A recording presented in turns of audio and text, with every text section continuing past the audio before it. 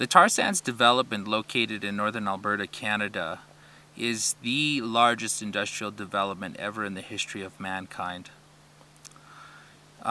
This development spans over a 3,000 square mile radius, and if allowed to continue will represent an industrial wasteland the size of the state of Florida. Located within the tar sands development zone is the traditional territory of both the Cree and Dene peoples of northern Canada, who have lived in this area for time immemorial and have subsisted off of the sacred rivers and lakes and streams and land, and provided for their people, for generations, as far back as you could ever imagine. And right now there are over 21 oil and gas corporations operating within the tar sands region, with many more lining up to engage. And what the tar sands represents is the last private oil patch on the planet, because the majority of oil that exists, known proven reserves across Mother Earth, are controlled by nationalized petroleum companies and are highly guarded by the countries that they exist within. However, in Canada, Canada has the lowest land leasing rates on the planet. It has the lowest royalty rates on the planet, and the oil patch in the tar sands isn't nationalized. In other words, the wealth that's being taken out of there by oil companies is getting straight to the United States, or straight to England, or straight to Holland, and it's not staying within Canada.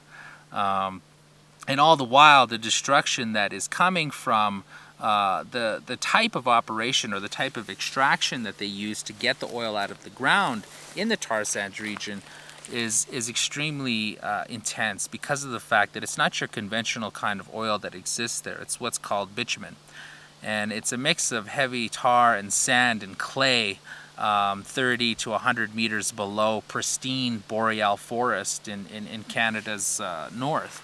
And to get it out of the ground, what they have to do is first clear cut, highly rich, biological diverse region.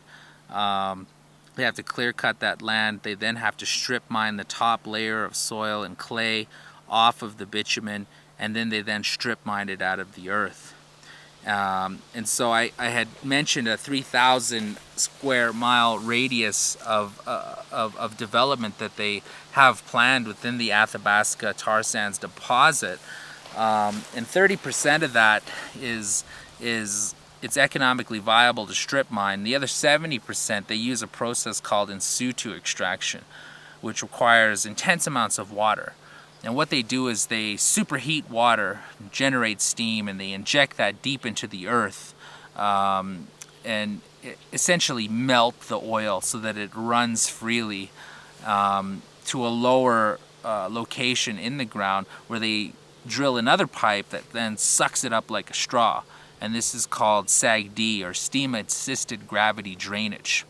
And what this does is, of course, destroys the hydrology of that particular area, contaminates aquifers with hydrocarbons, and again, on the top surface, you have a fractured boreal forest because of the building of roads, pipelines, and compression stations,